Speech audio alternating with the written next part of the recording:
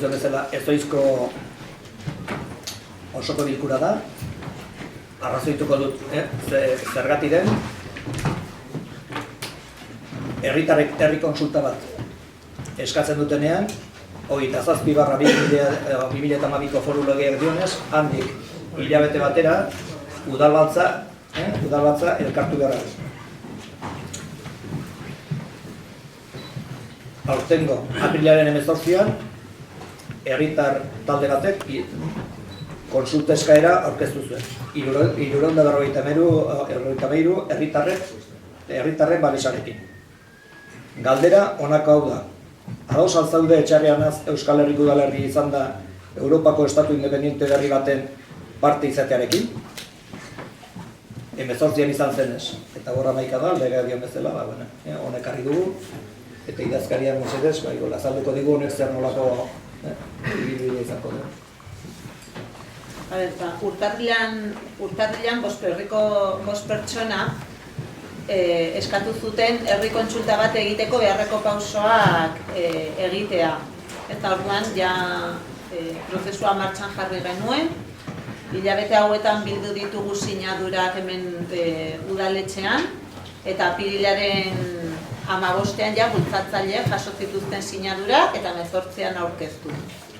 Orduan, orain, alkateak esan duen legea jarraitu, 2002 foru legea, hori da Nafarroan herri kontsultak arautzen duen legea, prozedura hasi behar da.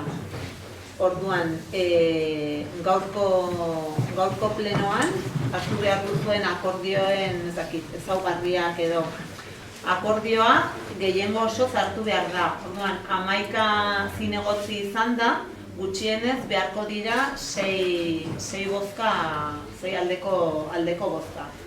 Eta gero akordioaren testua, hori argia izan behar da, eta galdera zein izan behar den argi eta garbi aipatu behar da, gero botoimaileek arazoak ez izateko. Argi izan behar duzue bakarrik, uka dezakezue herri kontsulta, lau arrazoi mugatuengatik, legeak arautzen dituen 4 arrazoiengatik. Bat da, eskatutako sinaduren kopuruak lortzen ez baldin bazen, konprobatuta dago eta lortu zen.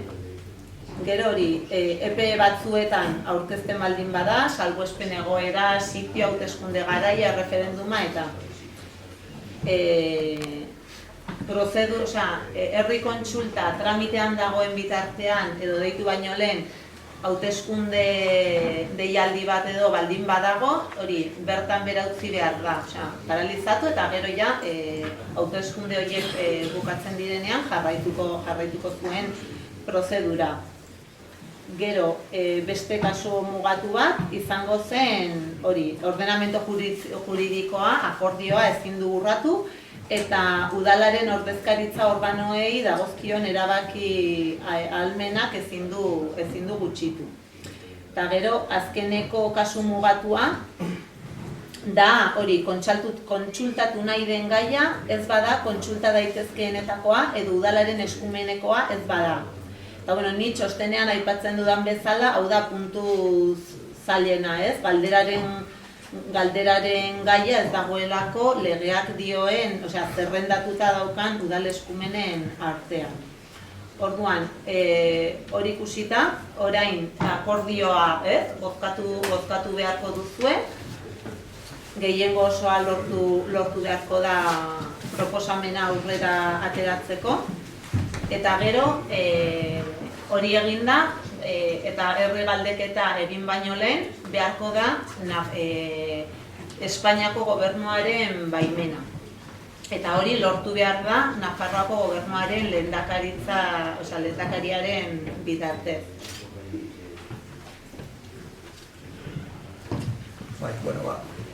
Azalpenak eman ondoren eta bozkatzera pasa horretik, saiatuko naiz ahalik eta argiena, bozkatuko duguna da herri kontsultara eramatea galdera hau. Ados altzaude Txarri Arnaz Euskal Herriko udalerri izan da Europako estatu independiente berri baten parte izatearekin? Hau izango da, bozkatuko dugu. Orduan, bozkatu aurretik, alderdiek dugu hitza, norbaitek argudiatu edo zerbait azaldu nahi bali badu.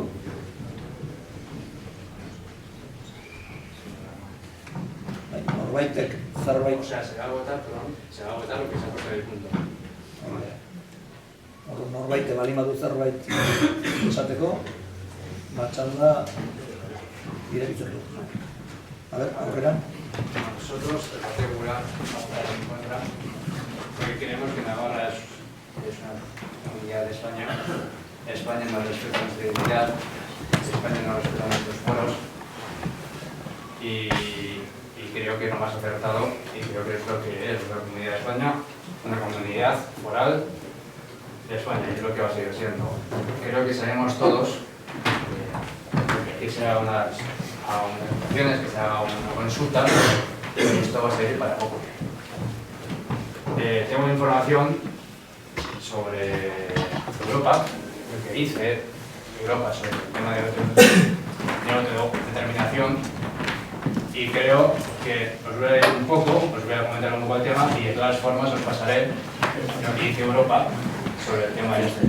Pasaré a la secretaria y voy a pasar a los grupos lo que dice Europa. Europa no va a aceptar ninguna independencia de ningún sitio si el gobierno de turno, gobierno, si por ejemplo España dice que no va a aceptar esta independencia, Europa no va a aceptar nada. Si por casualidad, primero, es ilegal, o sea, es muy difícil que esto que vais a proponer vosotros salga adelante. España va a ser siempre España, Cataluña va a ser siempre de España, País Vasco va a ser España y Navarra va a ser foral y español.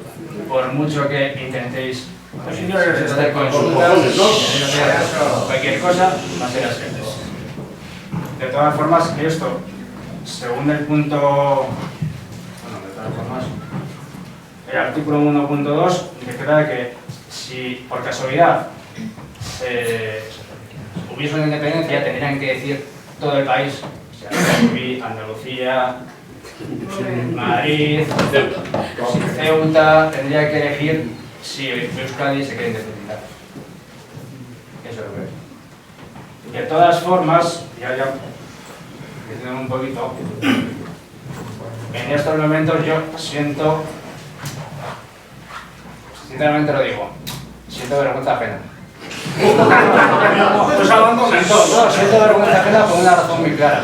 O sea, todos que estamos aquí sabemos que esto no va a ser para nosotros, pues no va a ser para nada. Tenemos problemas más graves en estos momentos. Ayer salió que por la de Santander, la situación económica de la Secana está bastante grave, hay mucha gente del paro, hay mucha gente que en este momento lo que necesita es trabajo y tener un plato caliente para comer. Y esto de montar un tema de estos en estos momentos, primero, porque sabemos que no va a salir, para mí, sinceramente, es perder el tiempo, un tiempo oro que necesitan las revoluciones para hacer más cosas. Tenemos falta de trabajo, tenemos problemas con el puerta a puerta, que cada vez la gente se queja más, la gente pide una consulta como se le promete en este ayuntamiento, pero para el tema del puerta a puerta, lo mismo que pedimos los demás, la consulta con las cosas y las quejas, las quejas no, vamos a ver, el ayuntamiento dijo que iba a hacer una consulta, lo que pasa es que no la ha cumplido, y las quejas siguen. Y por eso, si el ayuntamiento dice que tiene que hacer una consulta, se ha ofrecido y ya ha salido en votación, la tiene que hacer. Y esas quejas están, y los problemas de los vecinos son de eso. Paro, el tema de basuras, etc, etc. El Partido Popular está aquí. No hace ridículo. No, el Partido Popular está aquí para echar una mano a los vecinos.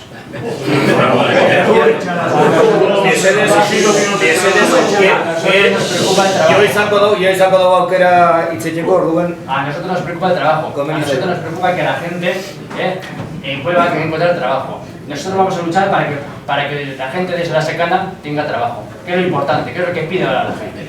¿Qué es lo que piden los vecinos? ¿Por qué en Oviedo era el PP? Mesedez, a ver, gero izango dugu aukera hitz egiteko Funciona el puerta a puerta. deno mesedetarako segurazki hobe dugu orain esartzez. Berez gainera ezin duzue eta gainera ez zaiguko. El Partido Popular va a trabajar y lo va a proponer para que haya trabajo en la secana. Va a estar reuniéndose con empresarios, va a estar haciendo todo lo posible para que haya, porque eso es lo que importa a los ciudadanos en estos momentos. Que tenga trabajo, que tenga un plato caliente para comer, que es lo que importa en estos momentos. Esto, lo voy a repetir, todos sabemos, todos, los que estamos aquí y los que estamos allá, los que estáis en el público, que va a seguir para poco. Así de claro. Yo voy a repetir. Y ya de paso, ya que estamos aquí, gente, lo que sí que pido a este consultorio, que nos reunamos, que hagamos fuerza y que volvamos a hablar con los empresarios, que son los que van a tener trabajo, y generar confianza y empleo en esta comunidad. Eso sí que es lo que importa y eso es lo que tenemos que trabajar. Y dejarnos de cosas que sabemos todos que no van a salir. Eso es lo que tenemos que hacer. Yo creo que ya... Norbait gehiago? Norbait gehiago sartu nahi du?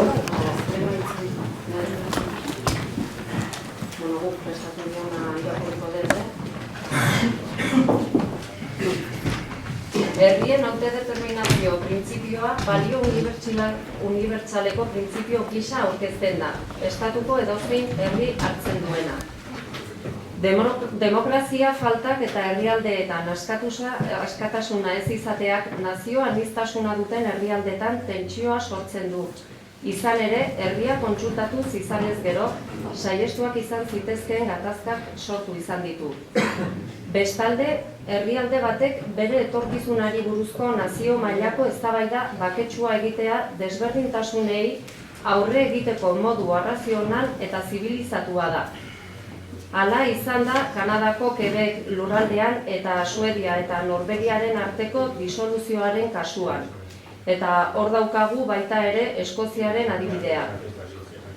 Demokrata batek bere iritziaren aurkako ideiak errespetatu behar ditu, izan ere arerioaren bidezko eskubidea defendatu behar du. Volterrek esan bezala, ez nago ados, zuk esandakoarekin, baina zuk hori esateko duzun eskubidea hil arte defendatuko nuke.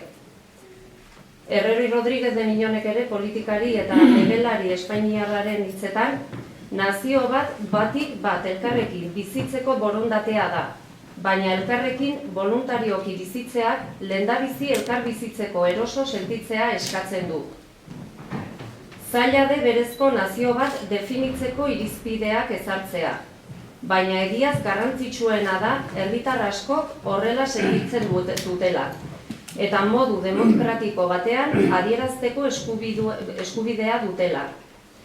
Gaur egun, autodeterminaziorako eskubidea nazioen gutuna bezalako nazioarteko dokumentu garrantzitsuenetan jasotzen da. Nazio Batuen erakundearen batzar orokorraren hainbat ebazpenetan ere aipatzen da. Baina nazioarteko legerian aipamen asko badira ere, gai hau ez dago oraindik ebatzita. Aipatutako eskubidea oraindik ez da dokumentu nagusienean giza eskubideen deklarazio unibertsalean agertzen. Hala ere, dokumentu hau ez da loteslea, ez da nahitaezkoa betetzea, eta gainera autodeterminazio eskubidea herri kontzeptu anbigo batera mugatzen du. Nahitaezkoa da giza eskubideen deklarazio unibertsala garatzea, ahal den neurrian ambigotasunak saihesteko eta deklarazioa osatu ahal izateko. Baina gainera, deklarazioaren betetzea derrigorrezkoa izan beharko da autodeterminazio eskubidea ezerezean ez garatzeko. Zentzu horretarako deklarazio batek jomuga nazionalista duten herriei duten herrialde ideia garatzen lagunduko lieke beti ere herriak horren alde egiten baldin badu. Demokrazia indartsuago batek zapalkuntza mugatuko luke eta baita ere askatasun falta. Nazio askapen mugimenduei hautabide berria eskainiko lieke, baketsua demokratikoa eta horrela Balkanetakoa bezain gatazka odoltsuak saiestuko lirateke. Estatu espainiarren ere heriotza asko saiestu ahalko lirateke. Litekeena da estatuaren eta enpresen interesak eta interes estrategikoak eskubide honen alde ez egotea edota beldurra izatea. Baina herrien eskubidea da bere etorkizuna modu demokratikoan erabakitzea. Eta horrela izan dadin behin eta berriz saiatu beharko gara. Amaitzeko esan nahi dugu herritarrek hitza eta iritzia adierazi ahal izatearen alde gaudela. Bestalde, erreferenduna egiteak herritarren aurre gogoeta behar du. Eztabaida libre eta lasaia. Herritar guztiak libreki hitz egin dezaten. Iritzia eman, galdetu, ideiak argitu eta hartu beharreko erabakiaren alde onak eta txarrak jakin behar dituzte, bestela erreferenduma ez litzateke egiazko eztabaida izanen.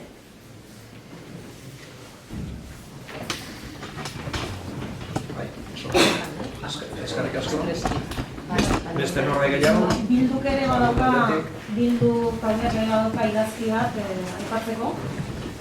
Baina, idazkia irakurri aurretik, erreferentzia egin nahiko nuke PP-ko zinegotziari gauza asko esan dut eta oso eztabaidagarriak, baina gauza oso nabarmena esan du eta da, gaur hemen bozkatzen den honetaz auzolotsa sentitzen duela, vergüenza ajena. Hau da, herritarren ordezkaritza zabal batek eskatutako gauza batez lotsa sentitzen du, herri honetaz lotsa sentitzen du, eta hemen daukagun ordezkaritza honetaz lotsa sentitzen du. Orduan, galdetuko niokenik ea zer egiten duen hemen eta nola ordezkatzen duen harendako lotsagarria den herri bat. Bueno, eta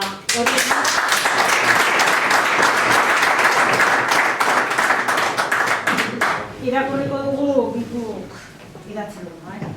Erabakitzeko eskubidea herrien oinarrizko giza eskubidea da. Hala aitortzen dute nazioarteko lege nagusiek. 1945ko Nazio Batuen Gutunak autodeterminazio printzipioa aldarrikatzen du. 1976ko giza eskubideen aldeko nazioarteko itunak ere aitortze hori egiten du. Nazio Batuen erakundearen batzar nagusiaren hainbat eta hainbat ebazpenetan ere erabakitzeko eskubidearen printzipioa garatzen da. Hortaz, autodeterminazioa nazioarteko zuzenbide publikoaren printzipio nagusietariko bada herritarrengan eskubide eta betebehar juridikoak sortzen duen. Baina nazioarteko legeek esan gabe ere guk, etxarriarrok, euskaldunok, badakigu eskubide hori berezkoa dugula. Funtsezkoa da herriendako eta herritarrendako. Euskaldunok nazio bat gara, eta nazio moduan jokatu nahi dugu gure etorkizunarekin. Guk, gaur, herrien determinazio librerako eskubidea aldarrikatzen dugu, eta aldarrikatu nahi dugu gehiengo sozial, politiko eta instituzionalak hori eskatzen duena. Baina eskubide hori zoritxarrez ukatua izan dugu mendez mende euskaldunok. Izan ere, gogoratu behar dugu 2012 urtean 500 urte bete zirela Gaztelak Nafarroa konkistatu zuenetik. Albako dukearen tropek Nafarroako erreinuaren inbasioari ekin zioten, eta uztailaren 21ean etxarritik pasatu ziren sarraskia egitera zihoazela. Gaztelako tropek Nafarroa bortxaz konkistatu zuten, eta sekula izaigu Nafarroi galdetu ea zer izan nahi dugun. Bestalde, batzuek diote 1998ko konstituzioarekin erabaki genuela gure etorkizuna. Tinko esan nahi dugu, konstituzio hura iruzur handia izan zela. Erreferendum hori baldintza predemokratikoetan egin zen hasieratik gure herriaren izaera eta existentzia bera ukatu zituelako. Gainera, emaitza ezen batere esanguratxo izan euskaldunen artean, eta 1960tik aurrera jaio ginenok ez genuen bozkatzerik izan. Hortaz, Bildun ordezkatua gauden alderdi eta herritarrok argi dugu zer nahi dugun. Euskal Herria estatu independentea izatea nahi dugu. Arrazoi asko ditugu. Arrazoi historikoak, kulturalak, linguistikoak, sozialak, identitarioak, juridikoak eta ekonomikoak. Beraz, bai bozkatzen dugu etxarren herri galdeketa egiteari. Gurea etorkizuna, gurea erabakita.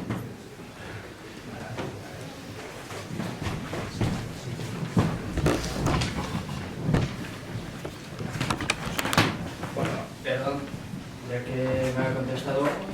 Sentitzen dut, baina oso bildu honetan ez da guztio erantzun. Bozkatzera pasa baino lehen, berriz errepikatuko dut, bozkatuko dut. Herri kontsulta bat egitea, galdera honekin. ados altzaude Etxarriarratz Euskal Herriko udalerria izan da Europako estatu independente berri baten parte izatearekin. Hau izango da, hartuko dugun, akordia. Bozkatzera pasatzen gara, aldeko baiezko bozka. Aurkakoak. Abstentziorik.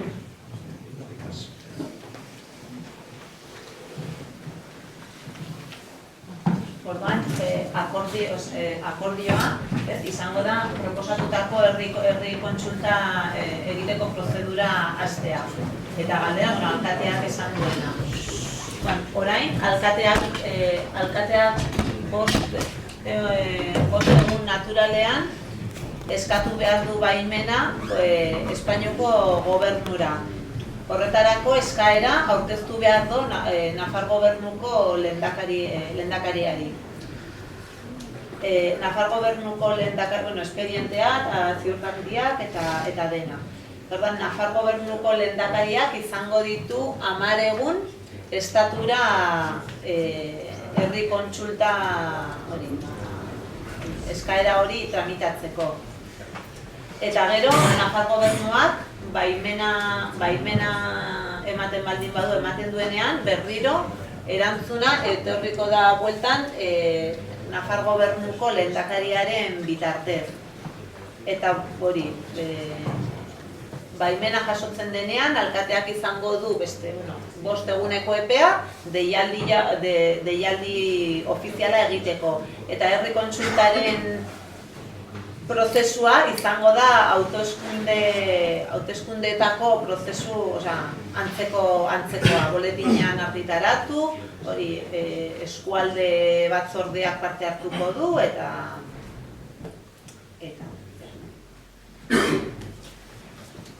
Bueno, horretik bukatu ginen, esate hori asteazkenean joanen garela, 12 erregistratzea, udaleko ordezkariak kontua da, hemen baiezko bozkatu dugun talde bat, gehi promotoreak. Orduan ikusita ez ordua den, bederatzi ez ordua da, bederatziak bukatu zatea, ematen dugu osoko bizkura. Espiatu ez, bukatu zaten amerra da, ala agintzen duelako eta denok alde baino lehen, hitz emanen dugu publikoan. Arratsaldeon, Etxarri 2012 gehi bat ekimenan izen egitzeikoet eta irakurrikoet gaurko prestatu jaun adierazpena udalbatzandako eta herritarrendako. Etxarri 2012 ekimena martxan jarri genuenetik zer ginen, zer garen eta etorkizunean zer izan nahi dugun izan dira gure ekimenen oinarriak. Bide horretatik dator momentu honetan martxan dugun zer ekimena. 2013an erabakitzeko eskubidea jarri nahi izan dugu Etxarriarron eskura. Ariketa demokratiko bat. Benetako demokrazian oinarri behar lukeen eskubidea praktikara eraman nahi dugu. Otsailaren 2an abiatu genuen galdeketa prozesua. Udalagintariei erabakitzeko eskubidea bermatzeko eskaera eginez. 27/2007 foru legeak dioen moduan, udal erroldaren 110%aren sinadurak babes bezala behar genituen eskaera udalera eramateko. Gure herriko udal errolda kontuan hartuta 200 sinadura behar genituen.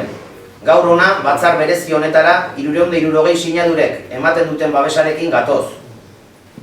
Erabakitzeko eskubidea ariketa praktiko gisa aurrera eramateko gure ustez 8 puntutan laburbiltzen ditugu galdeketa prozesu hau martxan jartzeko arrazoiak. Bat, herri bezala daramatzagun 700 urtetan batzarrak izan dira herritarron erabakiak aurrera eramateko gunean. Ohiturak erakutsi izan digu herritarrok modu kolektibo batean hartu izan ditugula erabakiak, eta bide horretan pausoak ematen jarraitu nahi dugu. 2. Galdeketa iritzi ezberdinen topaleku modura planteatzen dugu. Elkarren arteko errespetuzko jarreretatik abiatu nahi dugu. 3. Guk Etxarri 2012 gehi bat ekimenak abiapuntu ireki batetik egiten dugu galdeketaren aldeko ajustua. Aurretiko inolako posizionamenduri gabe. Iritzi guztiak errespetagarriak eta kontuan hartzekoak direla uste dugu. 4. Gure helburua herritarren artean galdeketa, ariketa demokratiko gisa aurrera eramatea da. 5. Orain arte burutu ditugun ekitaldien modura, hau ere, herritarren arteko harremanak hobetzeko asmoz bultzatuko ditugu. Iritzi guztien errespetuan oinarritzen direlako herritarren arteko harreman zuzenak. 6. Modu natural eta normalizatu batean erakutsi nahi dugu Etxarreranazko herriak baduela heldutasun demokratiko nahikorik gai honen inguruan bakoitzak bere iritzia askatasunez emateko. 7. Ikuspegi demokratiko batetik ikusten dugu galdeketaren bidea, ariketa berari eman nahi diogu garrantzia. Eta 8. Benetako demokrazia batek bere dituen baloreetan sakondu nahi dugu. Hala nola, herritarren elkarbizitza, parte hartzea edo eta herritarren iritzia aintzat hartzearena.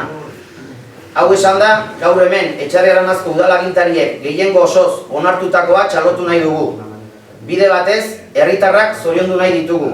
Etxarri 2012 ekimena martxan jarri zenetik, memoria historikoaren ezagutzan eta erabakitzeko eskubidearen aldarrikapenean erakutsitako inplikazio eta babesagatik. Erabakitzeko eskubidea herritarron esku dago. Eskerrik asko.